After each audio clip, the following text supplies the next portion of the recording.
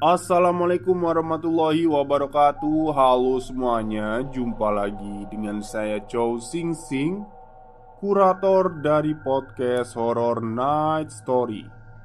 Halo, apa kabar semuanya? Semoga kalian semua baik-baik saja ya.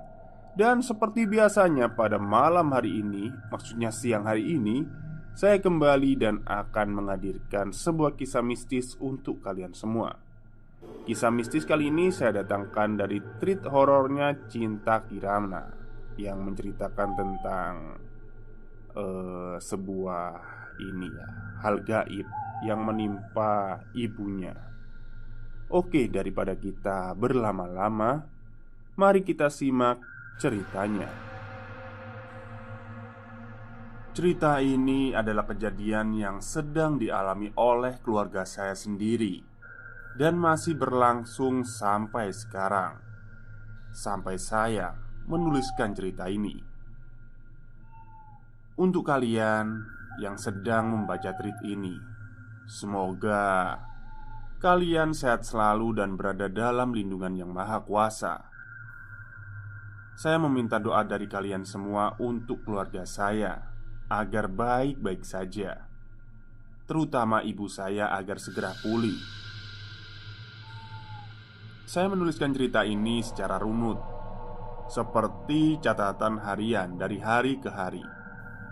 Dan karena cerita ini masih berlangsung, entah kenapa dan kapan saya bisa menyelesaikan tulisan ini. Semoga kejadian ini segera berakhir dan saya bisa menuliskan akhir cerita yang bahagia. Hari pertama. Pagi ini, sebelum saya pergi bekerja, saya melihat ibu saya sedang merintih kesakitan. Ibu memegangi kakinya dan berkata, kakinya seperti kebas. Saat ibu pergi ke kamar mandi kecil pun, langkahnya tertatih-tatih kesulitan untuk berjalan. Memang sudah beberapa hari ibu mengeluhkan sering cepat letih dan lemas. Ibu merasakan rasa sakit pinggangnya dan kakinya terasa sangat pegal. Sore harinya, saat saya selesai bekerja, adik saya Tika menelpon saya untuk segera pulang dan mengantarkan ibu ke rumah sakit. Ibu mengatakan kondisi ibu yang semakin memburuk. Saya segera pulang dengan hati yang was-was. Sesampainya di rumah, saya melihat ibu yang terkapar di atas kasur depan ruang TV lantai atas. Kedua kakinya kini sudah tidak bisa ibu rasakan dan gerakkan. Bahkan untuk duduk saja ibu tidak mampu. Saya lalu mengambil kunci mobil dan bergegas menuju mobil. Dengan susah payah ibu dibopong oleh kakak laki-laki saya, Kak Windu, dan adik ipar saya, Deka, menuju mobil. Sepanjang perjalanan saya mengemudikan mobil dengan perasaan yang kacau, sambil sesekali melihat kaca spion dalam, melihat ibu terbaring sembari merintih kesakitan di kursi belakang. Kak Windu duduk di samping kursi kemudi, dan Deka yang pergi terlebih dahulu ke rumah sakit menggunakan sepeda motor untuk meminjam dan mempersiapkan kursi roda. Hari itu hari Kamis. Sekitar pukul 8 malam kami tiba di rumah sakit. Ibu langsung dilarikan ke IGD. Ruangan IGD nampak dipenuhi oleh beberapa pasien. Karena protokol kesehatan selama masa pandemi COVID ini mengharuskan penunggu pasien hanya satu orang. Akhirnya aku yang menemani ibu, Kak Windu dan Deka menunggu di halaman depan rumah sakit. Ibu masih saja merintih merasakan badannya sangat tidak nyaman dan nyeri di sana-sini. Saat dokter menghampiri kami, dokter bertanya tentang beberapa hal yang mungkin saja menjadi penyebab kelumpuhan yang terjadi secara tiba-tiba pada ibu. Seperti apakah ibu pernah terjatuh? Tidak, ibu sama sekali tidak terjatuh. Apakah ibu memiliki riwayat darah tinggi? Ya, ibu memang memiliki riwayat darah tinggi yang mungkin saja menjadi penyebab kelumpuhan. Perkiraan sementara, ibu terkena stroke akibat tekanan darah tinggi. Setelah pengecekan dokter, ibu lalu menjalani beberapa pemeriksaan seperti cek lab, CT scan, dan lain-lain. Kami menghabiskan waktu di ruang IGD cukup lama. Karena ibu harus dirawat inap, akhirnya sekitar pukul setengah 11 malam Kak Windu dan Deka diminta pulang ke rumah dan mengabari kondisi selanjutnya di rumah. Sekarang tersisa saya dan ibu. Saya mengelus-elus kening ibu. Bibir dan wajahnya nampak pucat pasi. Ibu yang selama ini selalu bersemangat, kini lemas tak berdaya. Setelah selesai pemeriksaan ini dan itu, sekitar pukul 1 dini hari, ibu dipindahkan ke ruang rawat inap di lantai 3. Malam itu kami habiskan dengan mengobrol ringan sambil menyemangati ibu yang sedang berusaha tegar. Hari kedua, seorang suster datang untuk memasangkan infus dan mengecek tekanan darah serta memberikan beberapa obat. Tekanan darah ibu 120/80, normal. Hari ini saya mengambil cuti agar bisa menemani ibu. Ibu ditangani oleh dokter spesialis bagian dalam dan dokter saraf. Ketika dokter datang untuk memeriksa, ia meminta ibu agar berupaya menggerakkan kakinya sekuat tenaga. Tapi tetap saja ibu tidak bisa melakukan apa-apa. Saat kakinya dicubit dan digerakkan oleh dokter pun sama sekali tidak merasakan apa-apa. Kemudian dokter melihat bagian perut ibu yang membesar dan keras. Ibu lumpuh dari bagian sekitar ulu hati sampai ke ujung jari kaki, sehingga ibu tidak bisa mengontrol untuk buang air. Ibu akhirnya dipakaikan kateter urin dan diapers. Hari ketiga, dokter meminta saya untuk mengolahragakan kaki ibu secara teratur dengan cara memutar pergelangan kaki atau mengangkat dan menekuk kaki ibu agar tidak membengkak. Ia menyampaikan pula bisa jadi ibu mengalami saraf terjepit, sehingga untuk pulih seperti sedia kala perlu dilakukan operasi. Saya menyampaikan kepada dokter apakah kepulihan yang banyak dan pendarahan yang sering berpengaruh juga ada faktor penyebab kelumpuhan ibu. Sebenarnya keterangan ini ingin ibu rahasiakan karena takut dirinya didiagnosa suatu penyakit oleh dokter.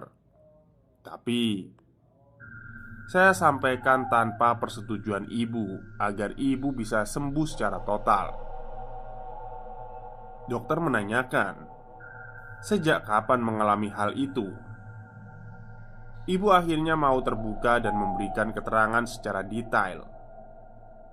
Setelah mendapatkan informasi, dokter meminta ibu untuk melakukan USG dan pemeriksaan lainnya. Hari keempat, dari awal ibu masuk rumah sakit, saya yang selalu menemani ibu. Tapi hari ini ibu meminta saya pulang dan beristirahat digantikan oleh Kak Windu yang hari ini libur bekerja. Kak Windu tiba sekitar pukul 9 pagi, tepat saat ibu dipanggil untuk melakukan USG. Ibu diantarkan Kak Windu ke lantai 1 untuk pemeriksaan dan saya menunggu mereka kembali sebelum pulang. Cukup lama saya menunggu sampai akhirnya mereka datang. Dari raut wajah masing-masing, saya sudah bisa menebak hasil pemeriksaannya. pasti buruk. Saya melihat Kak Windu yang hanya terdiam sambil menyembunyikan rasa gelisahnya. Kemudian saya mengalihkan pandangan pada ibu. Kini, ibu menutupi kedua mata dengan satu lengannya, menutupi air matanya yang tidak terbendung. Mungkin waktu ibu cuma sampai di sini, ucapnya tiba-tiba dengan nada yang lirih. Ibu divonis kanker serviks tingkat lanjut. Rumah sakit ini tidak menyanggupi untuk melakukan tindakan lebih lanjut, sehingga ibu harus dirujuk ke rumah sakit yang lebih besar. Keadaan di ruangan ini masih hening. Kak Windu mencari tahu seputar informasi tentang kanker serviks di handphonenya. Saya menyemangati dan meyakinkan ibu kalau ibu bisa melalui ini dan semuanya akan baik-baik saja. Lalu saya berpamitan pulang.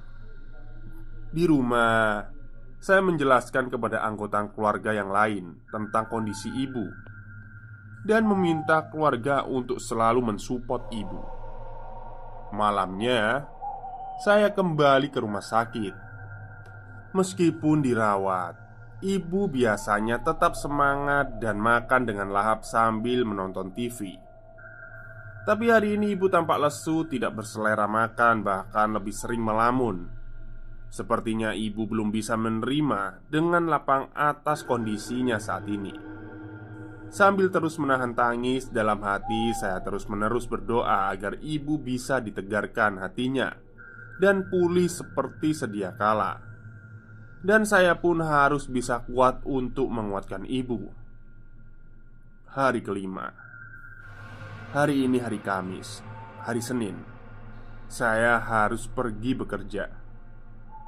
Pagi-pagi sekali bapak sudah datang untuk menggantikan saya menjaga ibu. Bapak baru pulang dari dinas luar kota. Dia kaget dan tidak menyangka dengan kondisi ibu saat ini. Bapak memeluk ibu tanpa kata-kata, seolah ia kehilangan bahasa untuk diucapkan. Saya lalu pamit berangkat bekerja, meninggalkan mereka berdua di ruangan ini. Hari ini rencana ibu keluar dari rumah sakit. Ibu harus pulang terlebih dahulu ke rumah sambil menunggu proses pendaftaran ke rumah sakit rujukan. Sepulang bekerja, saya kembali ke rumah sakit. Di sepanjang perjalanan, saya terus-terusan menangis. Saya menjadi orang yang secengeng itu. Saya tidak bisa menangis di depan ibu karena takut ibu akan tambah bersedih. Tiba di rumah sakit, saya sudah menyeka air mata dan menguatkan diri untuk bertemu ibu dengan memasang senyuman dan menyapanya. Saat bapak sedang mengurus persyaratan rujukan di meja suster di bagian depan lantai 3, ibu menceritakan apa yang terjadi hari ini. Ibu bilang, bapak hari ini menangis terus melihat ibu. Bapak tidak tega melihat ibu tidak berdaya seperti ini. Bapak yang merupakan tentara yang terlihat gagah, ternyata bisa menangis seperti itu juga. Mereka lalu saling introspeksi diri satu sama lain. Barangkali telah membuat suatu kesalahan sampai harus sakit seperti ini.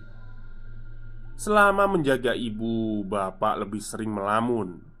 Pikirannya berpikir keras terlihat dari raut wajahnya. Bapak membelai dan menggenggam tangan ibu sambil terus menyemangati kalau ibu adalah wanita yang kuat dan pasti bisa bertahan melalui ujian ini. Malamnya, ibu kembali ke rumah. Agar mempermudah mobilisasi, ibu ditempatkan di ruangan keluarga lantai 1 dan tidur menggunakan tempat tidur single adik bungsu saya, Rara, yang diangkut dari lantai 2. Saya dan bapak menggelar kasur di lantai samping tempat tidur ibu agar kami bisa terus menemani ibu. Hari ke-6. Hari ini saya mengambil cuti untuk mengurus berkas ibu di rumah sakit rujukan. Saya berangkat terlebih dahulu menggunakan motor. Ibu menyusul dengan menggunakan mobil bersama bapak dan tante yang merupakan adik bapak yang sengaja datang dari luar kota. Ibu adalah anak tunggal, sehingga tidak ada yang bisa diminta bantuan selain anak-anaknya dan bapak. Ibu memiliki 4 orang anak. Kak Windu adalah anak sulung. Dia sudah menikah dengan teman saya Skar dan dikaruniai seorang anak laki-laki yang kini genap usia 2 tahun. Yang kedua adalah saya sendiri, Kirana. Anak ketiga, Tika. Dia juga sudah menikah awal tahun ini bersama Deka, dan sekarang tengah hamil besar. Yang terakhir adalah si bungsu Rara. Sekarang sudah kelas 12, sedang sibuk belajar untuk persiapan kuliah tahun depan. Kami semua tinggal dalam satu rumah dengan kakek dan nenek yang merupakan orang tua ibu. Setelah menunggu proses birokrasi yang cukup lama, ternyata ibu tidak bisa diperiksa hari ini karena dokter spesialis yang menjadi rujukan tidak praktek. Ibu kembali ke rumah dan diminta datang 2 hari kemudian. Hari ke-7, beberapa saudara dan rekan-rekan ibu datang ke rumah untuk membesuk. Kondisi ibu masih belum stabil. Ia masih sering bersedih dalam lamunannya. Setiap kali saya membantu ibu membersihkan badannya setiap pagi dan sore, ibu selalu meminta maaf karena sudah merepotkan saya. Padahal sebagai anak, ini adalah bentuk rasa sayang pada ibunya. Hari ke-8, hari ini ibu dibawa ke rumah sakit. Seperti biasa, saya mengambil cuti bekerja hari ini. Saya datang terlebih dahulu dan meminjam stretcher untuk ibu gunakan. Dengan kondisi ibu yang tidak bisa menopang tubuhnya sendiri, ibu kesulitan bila menggunakan kursi roda terlalu lama. Hari ini ibu melakukan beberapa pemeriksaan dan konsultasi dengan dokter spesialis kandungan. Ibu diputuskan untuk rawat inap saja karena kondisi ibu yang tidak memungkinkan pulang pergi pada saat proses tindakan berlangsung. Namun karena hari ini ruangan kelas 1 sudah full terisi, ibu diminta datang kembali 2 hari kemudian setelah melakukan booking ruangan. Hari ke-9, saya sudah mulai terbiasa dengan rutinitas baru ini. Sebelum berangkat dan ketika pulang bekerja, saya menyekat tubuh ibu dan mengganti diapersnya. Ibu tidak ingin diseka oleh orang lain, mungkin karena ibu merasa tidak enak, takut lebih merepotkan banyak orang. Kondisi ibu saat ini sering merintih kesakitan di bagian dadanya dan terkadang merasa sesak nafas. Ibu berkata dadanya seperti ditusuk-tusuk, sakit sekali. Ibu juga sering sekali merasa kepanasan, sampai berkali-kali berganti baju karena dibasahi oleh keringat yang bercucuran. Di saat orang sekitarnya merasa suhu ruangan biasa saja dan cenderung dingin. Malamnya teman-teman saya berkunjung menengok ibu dan menyemangati saya. Hari ke-10, hari ini ibu mulai dirawat inap. Saya bertugas menemani ibu setiap malam karena ibu harus diseka pagi dan sore. Sedangkan bapak menggantikan menjaga ibu di siang hari. Ruangan di rumah sakit ini nyaman dan bersih. Pelayanannya pun juga bagus. Selang beberapa menit, seorang suster menghampiri ibu untuk memasang infus dan mengambil darah. Saat memasang infus, tak tega rasanya melihat ibu kesakitan setelah berkali-kali ditusuk jarum karena cairan infus yang tidak masuk. Dari tangan kiri pindah ke tangan kanan dan akhirnya pindah lagi ke tangan kiri, menyisakan bercak darah di tangan dan spray. Hari ke-11. Pagi ini sekitar pukul 10, Kak Windu yang hari ini libur bekerja datang menggantikan saya menjaga ibu. Saya lalu mencium kening ibu, pamit pulang ke rumah. Jarak rumah sakit ini ke rumah cukup jauh, sekitar 45 menit menggunakan sepeda motor. Sesampainya di rumah, kakek langsung menanyakan keadaan ibu. Kondisi ibu belum ada perubahan sama sekali. Ibu harus melakukan biopsi untuk memeriksa jaringan kankernya, kemudian melakukan pemeriksaan MRI. Dokter saraf di rumah sakit yang sekarang pun menanyakan hal yang sama pada ibu. Apakah ibu pernah terjatuh ataukah memiliki riwayat darah tinggi? Tapi selama ibu dirawat dari rumah sakit sebelumnya hingga sekarang, tekanan darah ibu normal, bahkan lebih sering rendah. Dari pertanyaan yang diajukan, dokter nampak kebingungan karena kondisi ibu yang menjadi lumpuh hanya dalam 1 hari saja. Dan selang waktu kelumpuhan dari kanan ke kiri hanya dalam waktu 3 menit. Siang harinya di rumah ada Tante Trisno datang beserta suami dan anak mereka. Di ruang tamu bapak menceritakan keadaan ibu dari sejak awal sakit hingga kondisi terkini.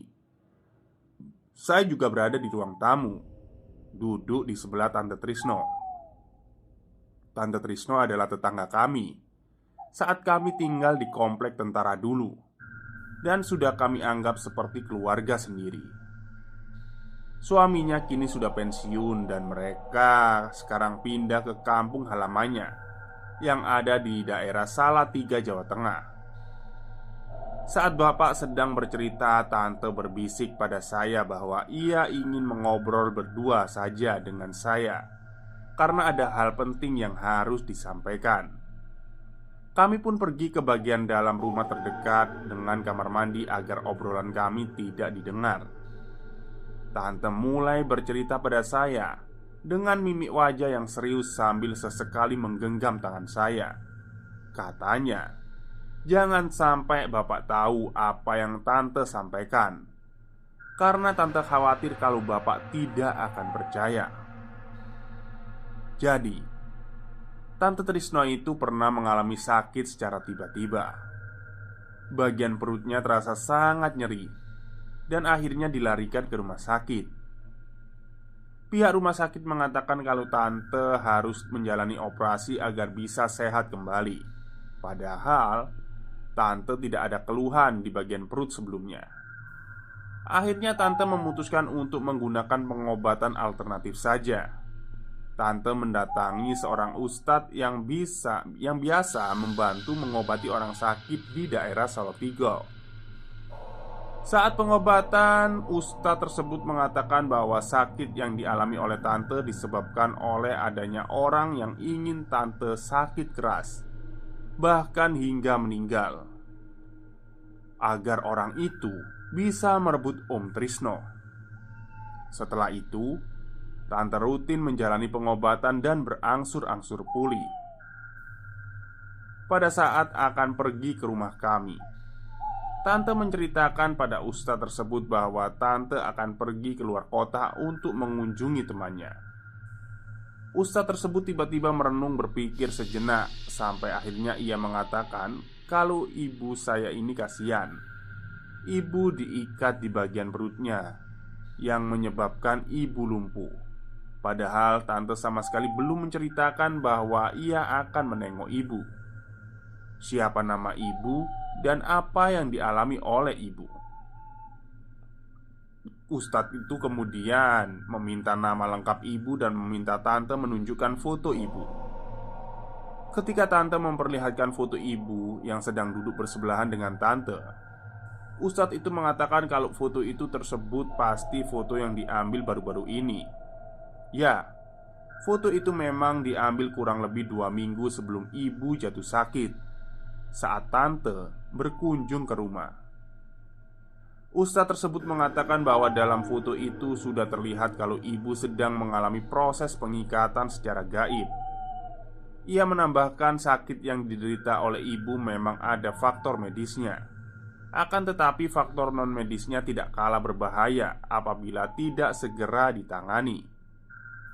Ia lalu memberikan air doa dalam botol 1 liter yang harus diminumkan kepada ibu dan dioleskan pada bagian tubuh yang lumpuh. Setelah tante menjelaskan itu semua, ia pamit untuk pergi ke rumah sakit mengunjungi ibu dan memberikan air doa itu kepada ibu. Katanya, saat air doa itu diminumkan, apabila ibu merasa mual dan ingin muntah, maka muntahkan saja, jangan sampai ditahan. Saya pun mengiyakan. Setelah tante pergi, saya masih berpikir keras antara percaya dan tidak percaya kalau hal seperti itu menimpa keluarga saya sendiri. Malamnya, saya kembali ke rumah sakit menggantikan Kak Windu. Di rumah sakit, ibu bercerita tentang kedatangan Tante Trisno. Tante Trisno menjelaskan pada ibu apa yang dijelaskan juga pada saya. Pada ibu, tante meminumkan air doa itu dan mengambil sedikit airnya untuk dioleskan ke bagian kaki ibu. Dengan tiba-tiba bagian telapak kaki ibu bergerak, padahal ibu tidak bisa menggerakkannya.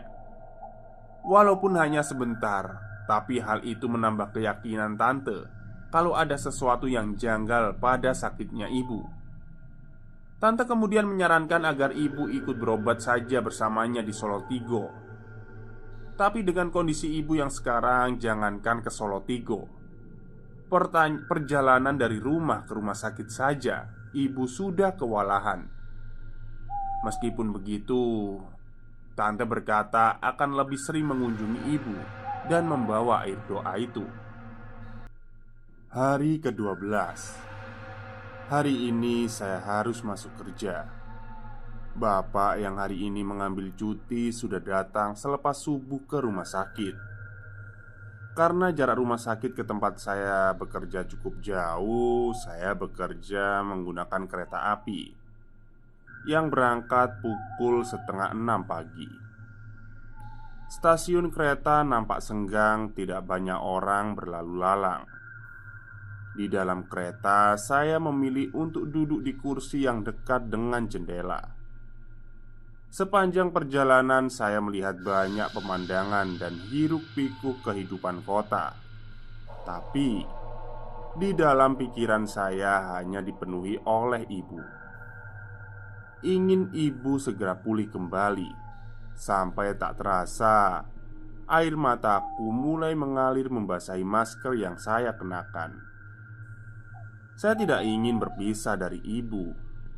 Selama di kantor, saya menghubungi bapak lewat WA menanyakan kabar ibu. Bapak bilang ibu hari ini terlalu banyak makan jeruk sehingga mual dan muntah. Tapi saya justru berpikir mual dan muntah itu efek dari air doa yang dikonsumsi oleh ibu. Entahlah. Hari ini ibu melakukan pemeriksaan biopsi. Sampel jaringan kanker ibu diambil oleh dokter spesialis kandungan dan akan dianalisa di laboratorium.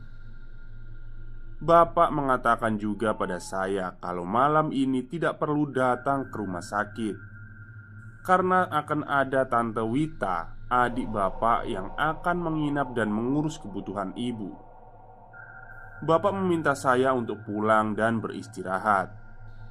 Sepulang kerja, saya pun pulang ke rumah dan berkumpul dengan Sekar, Bayu, Tika, Rara di kamar ibu di lantai 2. Kamar yang sudah tidak ditempati semenjak ibu pergi. Saya duduk di kursi di depan lemari cermin rias ibu. Sekar, Tika, dan Rara duduk di atas tempat tidur ibu, dan Bayu berlarian ke sana kemari dari kasur ke tempat saya duduk. Saya mulai bercerita pada mereka tentang kondisi ibu dan menyampaikan apa yang Tante Trisno katakan. Lalu meminta agar kita semua rutin mendoakan kesembuhan ibu. Di tengah saat saya bercerita, Kak Windu yang baru pulang bekerja masuk ke kamar ibu.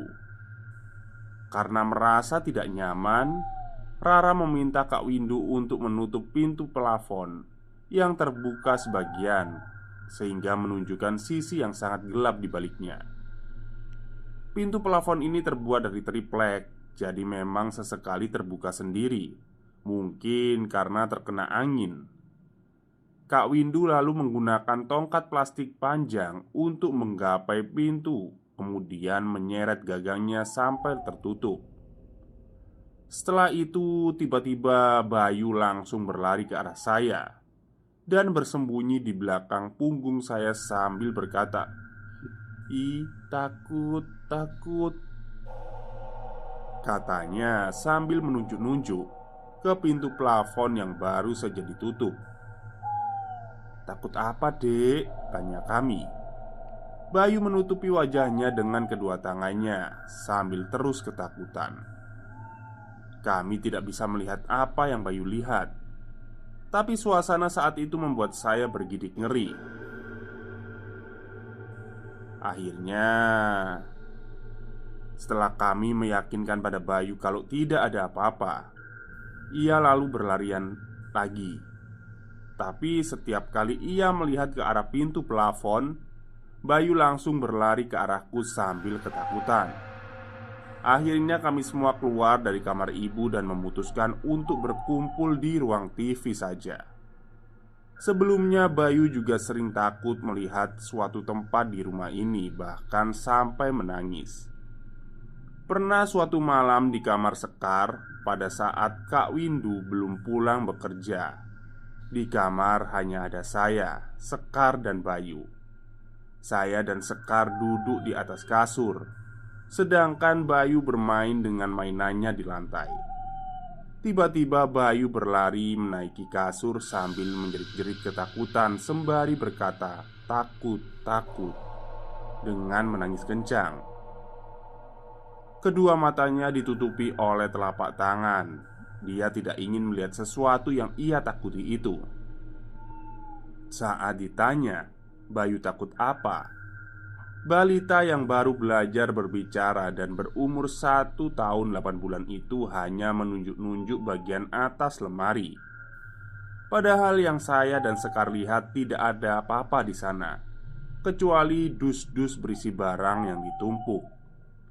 Tapi setiap kali Bayu melihat ke arah itu, ia langsung ketakutan dan menangis kencang lagi. Saya dan Sekar saling bertatapan, menyadari apa yang terjadi. Tak ada ucapan yang keluar dari bibir kami. Bayu lalu dibawa keluar kamar dan ditenangkan. Hari ke-13. Pagi ini di kantor saya masih memikirkan kejanggalan demi kejanggalan yang terjadi. Benarkah ibu saya sakit karena diguna-guna? Dan benarkah di rumah saya ada penghuni lain? Saya lalu mend-DM empunya cerita horor di Twitter dan ia membalas seperti ini. Saya mulai membaca di internet tentang guna-guna, sihir hitam dan lain sebagainya. Mencari tahu juga mengenai penyebab, cara menyembuhkan dan menghindari santet. Biasanya saya gemar membaca tweet horor di Twitter. Tapi ketika cerita seperti ini menimpa keluarga saya, untuk memikirkannya saja saya merasa tidak sanggup. Selama di kantor, konsentrasi saya hanya tertuju pada mencari cara bagaimana ibu bisa sembuh. Hingga tiba waktu pulang, saya harus kembali ke rumah sakit karena Tante Wita siang ini kembali keluar kota digantikan oleh bapak yang berjaga di rumah sakit. Sepulang kerja, saya menaiki kereta pukul 6:30 malam. Sebenarnya, saya keluar kantor pukul 5 sore. Akan tetapi, waktu keberangkatan kereta ke rumah sakit hanya ada pukul setengah 5 sore dan setengah 7 malam. Jadi saya harus menunggu 1 jam lebih hingga kereta datang. Kereta malam ini tidak terlalu penuh. Di luar sudah gelap, tak banyak yang dapat dilihat dari dalam kereta. Hanya lampu-lampu jalan yang temaram dan sesekali sorot lampu kendaraan yang melintas. Sesampainya di stasiun, saya berjalan kaki menuju rumah sakit. Bapak pulang setelah saya datang. Ibu malam ini banyak mengeluh. Katanya tulang punggungnya sakit. Mungkin efek dari kondisi ibu yang terlalu sering terbaring. Sesekali saya menaikkan posisi kasur agar ibu bisa duduk. Itu pun ibu lakukan sambil berpegangan pada pagar pembatas tempat tidur. Karena ibu lumpuh, sehingga membuatnya tidak bisa duduk dengan seimbang. Selain itu, ibu juga selalu merasa kepanasan dan ingin selalu dikipasi. Katanya, penderita kanker memang sering merasa kepanasan. Jam 12 malam, ibu membangunkan saya. Ibu merasa serba salah karena tidak bisa tidur dan tak tahu harus diapakan. Akhirnya saya membantu ibu tidur menyamping dan mengusap-usap bagian punggungnya sampai ibu merasa lebih baik. Hari ke-14, pagi ini selepas saya menyeka ibu, saya berangkat kerja. Bapak sudah datang sejak subuh tadi. Hari ini rencananya ibu akan menjalani MRI. Tapi karena kondisi ginjal ibu yang sedang tidak baik, MRI diundur esok hari. Sorenya saya kembali ke rumah sakit menggunakan kereta. Malam ini saya ditemani oleh Kak Windu yang ikut berjaga di rumah sakit. Selain membantu segala keperluan ibu, tugas kami sebagai anak saat ini adalah menjaga semangat ibu agar tidak menyerah dan tetap semangat menjalani pengobatan. Hari ke-15. Seperti biasa, pagi ini saya kembali bekerja. Ibu ditemani oleh Kak Windu yang izin tidak bekerja. Dan bapak datang membawakan kami sarapan. Sekitar pukul 10 pagi ibu menjalani proses MRI. Diagnosa sementara dari hasil MRI adalah ibu mengalami gangguan di bagian tulang belakang. Bapak dan Kak Windu sama-sama melihat hasil MRI dan melihat susunan tulang belakang ibu yang tidak beraturan. Hasil selengkapnya akan diberikan oleh dokter sekitar 1 bulan ke depan. Malam ini yang terjaga di rumah sakit adalah Kak Windu dan Tante Wita yang datang dari siang. Saya pulang ke rumah sekitar pukul 8 malam karena ada urusan dulu. Saat sampai gerbang, entah kenapa halaman rumah terlihat sangat gelap dan mencekam. Ada aura yang tidak nyaman rasanya. Saya lalu buru-buru masuk ke rumah saja. Di rumah, Tika menceritakan pada saya ada kejadian janggal yang terjadi subuh tadi. Seperti biasa, kakek bangun sekitar jam 2 dini hari untuk sholat tahajud dan tadarus Al-Quran. Sambil menunggu adzan subuh, saat sedang mengaji, kakek melihat ada sehelai rambut panjang hitam yang menjuntai di depan keningnya. Kakek lalu meraih rambut itu dan mengambilnya. Tapi kakek tak menemukan ada rambut di tangannya.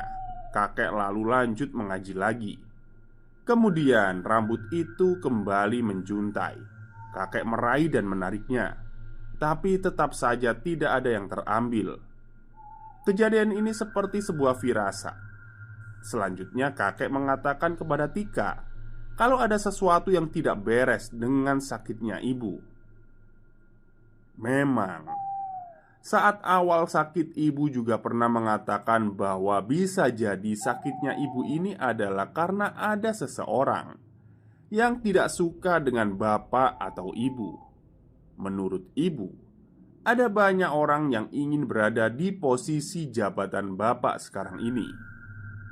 Hari ke-16. Hari ini pihak rumah sakit mengatakan pada ibu bahwa ibu tidak bisa melakukan operasi karena kanker yang ada di dalam tubuh ibu sudah menyebar dan akan sangat beresiko apabila dioperasi. Akhirnya dokter menyarankan kepada ibu untuk melakukan terapi sinar atau radioterapi. Akan tetapi terapi ini tidak bisa dilakukan di rumah sakit karena keterbatasan fasilitas. Akhirnya ibu harus dirujuk lagi ke rumah sakit lain yang lebih jauh untuk melakukan terapi. Untuk saat ini, ibu masih dirawat sampai berkas rujukan selesai dibuat. Hari ini seharian bapak menemani ibu. Sepulang kerja, saya langsung menaiki kereta menuju rumah sakit.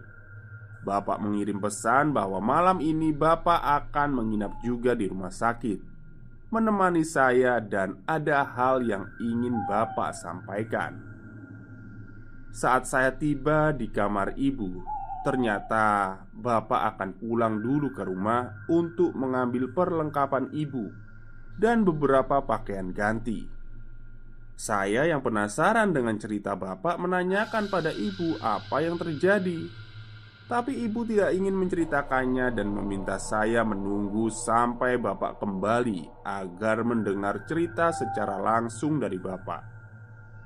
Sekitar jam 9, bapak yang baru kembali ke rumah sakit langsung saya todong dengan pertanyaan apa yang ingin bapak ceritakan.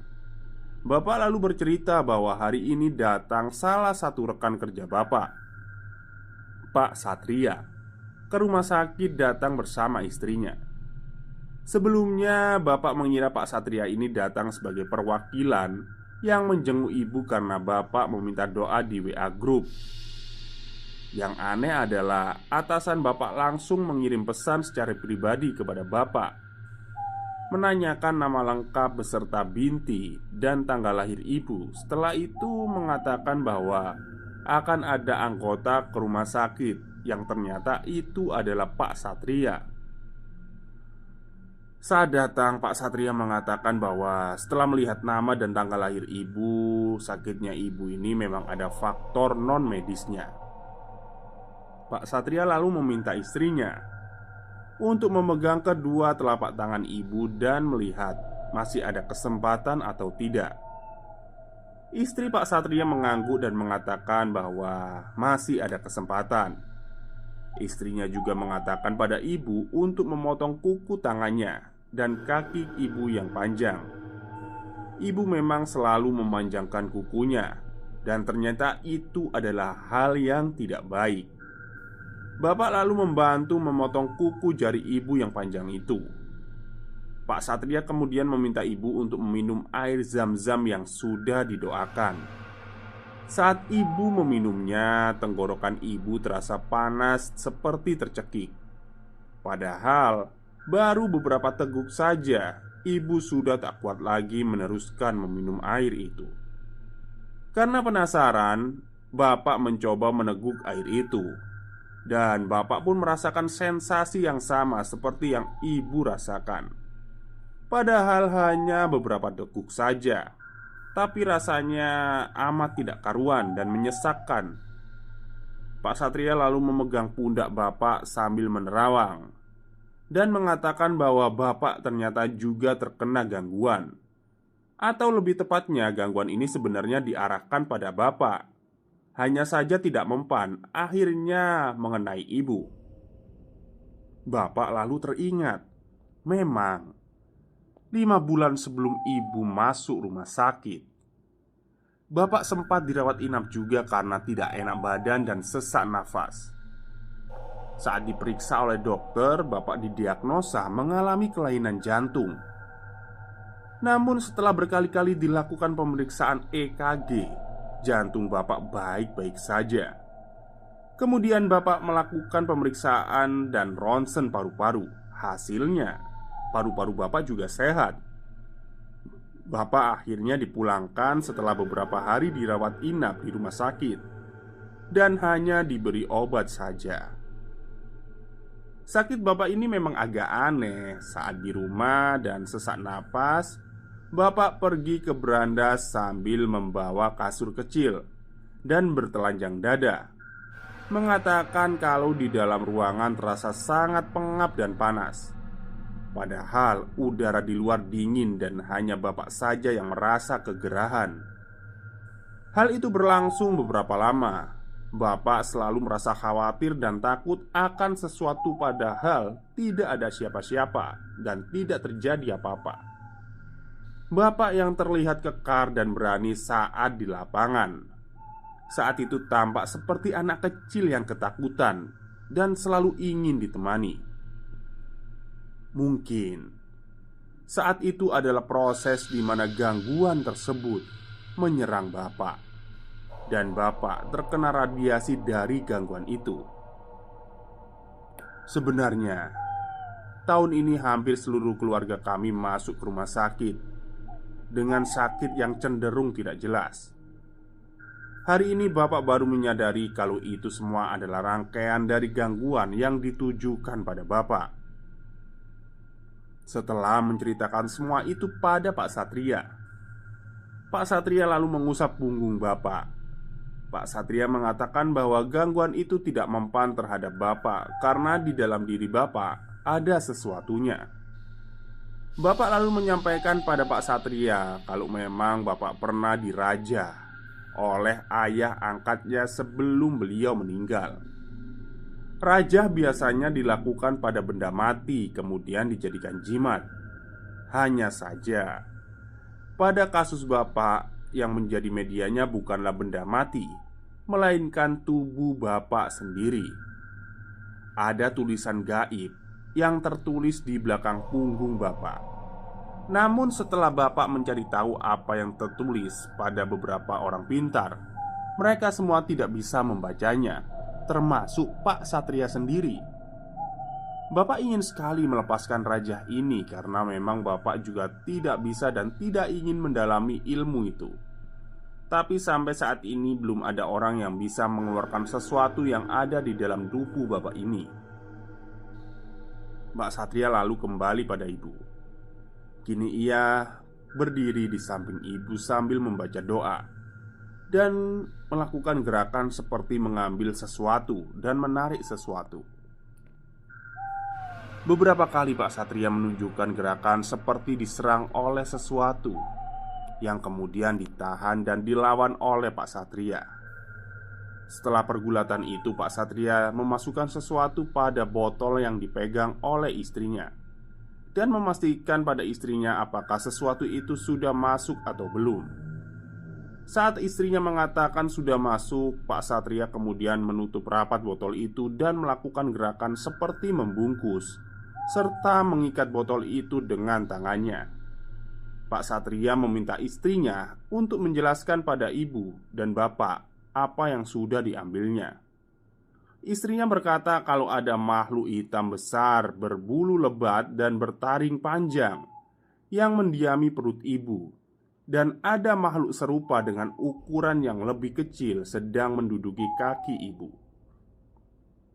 Pak Satria lalu menjauhkan botol itu dan berkata kalau botol itu sudah sangat bau sekali, bau busuk yang sangat menyengat.